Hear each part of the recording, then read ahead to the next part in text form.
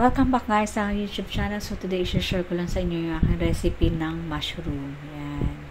Simpleng ingredients. So, sibuyas, tinuyong sili, paminta, asin, at saka dahon ng sibuyas.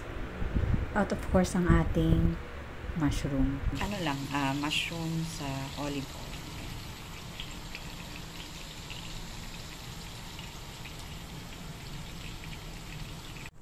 Lagyan lang natin ng asin.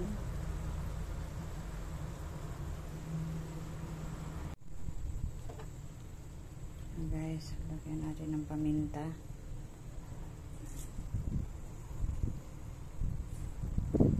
Kumukulo ng ating mushroom sa olive oil. Yan. And guys, lagyan na natin yung dahon ng sibuyas at ating haluin.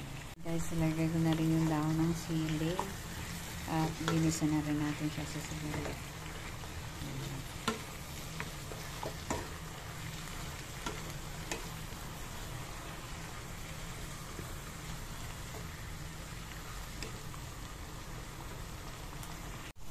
So yan na guys, ang ating lutong mushroom with olive oil and onion cloves.